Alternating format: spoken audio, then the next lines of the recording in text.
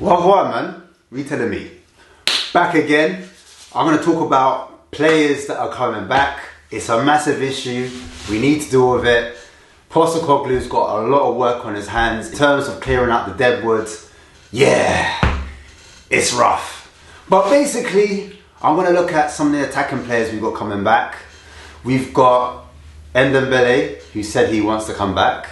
And he said he wanted to come back in January as well. So it's not the first time he said it. So I think it's genuine. Another player we've got is Lo Celso coming back. He's attacking. One of our midfield options. Can play as a double pivot. Can play attacking midfield. Generally plays as centre mid. Being linked with Villa and Unai Emery link up. And we also have the Europa Conference League winner in Bryan Gil. Europa Conference League? No, Europa League, sorry. Europa League winner. I stand corrected. Yeah, so he's coming back, and obviously, as he left in January, he was happy and returning back to Seville. He looks very settled there. Kind of suits the style of play as well. But who will we need to come back? We also have Parrott as well. Parrott coming back, and also Dane Scarlett as well. So we've got a few attacking players to be looking at. Who is best suited for Spurs, or who is best suited for a Postecoglou system? Now, we know that Postecoglou likes to play a 4-3-3 formation, which can sometimes be a 4-1-4-1.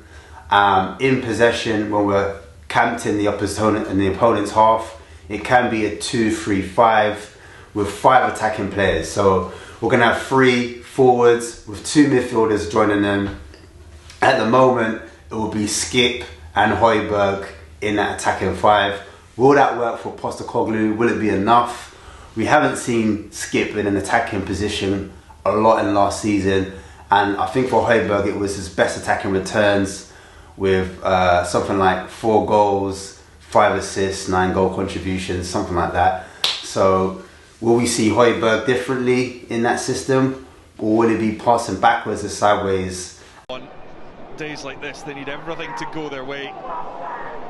Well, in the loud shot. Ndombele for me, I think attacking-wise could suit that system a lot more. We saw under Jose, he was a lot more attacking. When Jose first had him, it was him and Højbjerg together, and he was getting goals, and he was getting contributions and assists, key passes.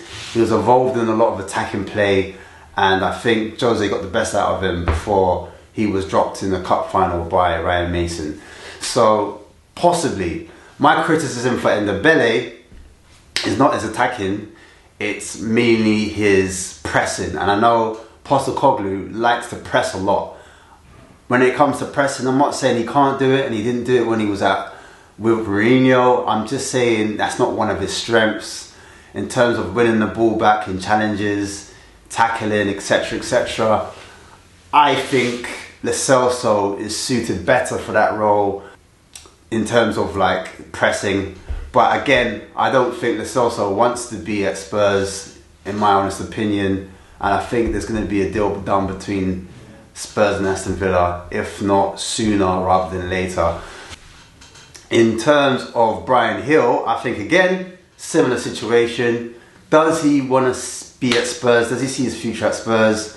Question mark. Can he press? Yes. Can he win the ball up? Yes. Does he suit the style of player that Ange wants? I think so. I think he can play across that front line, not as a striker, but definitely as an attacking midfielder, definitely as a right winger. And he's got a left foot, so he could possibly play in the left wing also. So I think there's an option for all 3 positions. Whether he gets put in by Ange is debatable. He's a young player, so Ange works well with youth. So definitely something for us to think about, something for us to consider. Or will we look for a different type of player in that position? Also in the front line, we've got Parrott.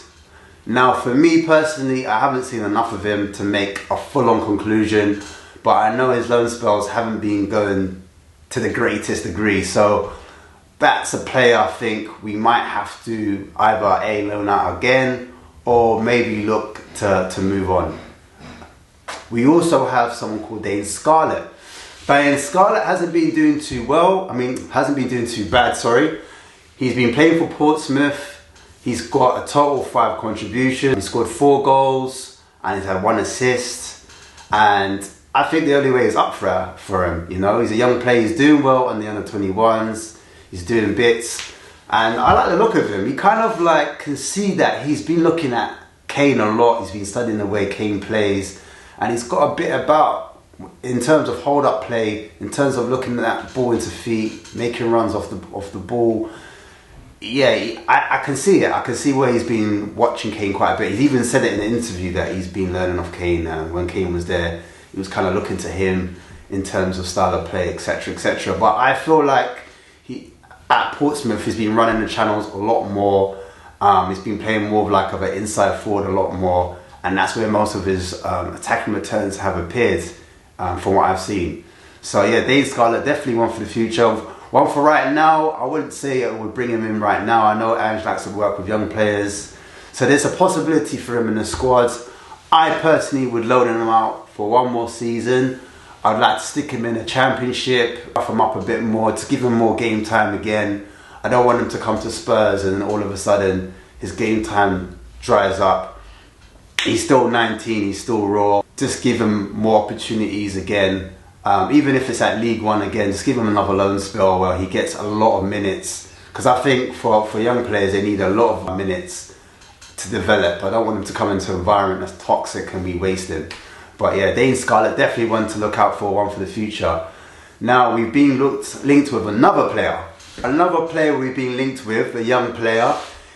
He goes by the name of Gift Orban and he comes from Ghent. Again, Belgium League, but this guy is 20 years old. He's Nigerian, very, very raw, very young, but looks like, to me, a natural striker. Natural striker. In front of goal, he has that kind of composure that you want to see in a centre forward.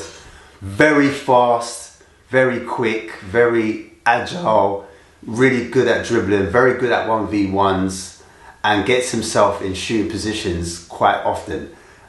He has that kind of a feel about him where he's on the shoulder of the last defender, can turn, and also when defenders rat him, he runs at defenders, good at protecting the ball, good feet, moves the ball very fast, has different types of finishes as well. I've seen him use defenders to bend balls around, and also in terms of like linking up play, he's really good at crossing, good way to pass, can find the ball to his teammate, like not just diagonal, but he can do chip balls as well. So you could just see that he's got quite good quality and good attributes as a centre forward. What I like about him as well is his confidence. He's really confident at that age, and to be a striker you need to have a certain, something about you, certain self-belief, and he's definitely got that at this age.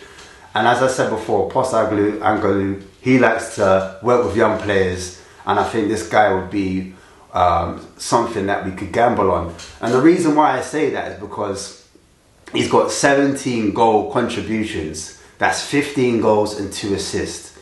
And I think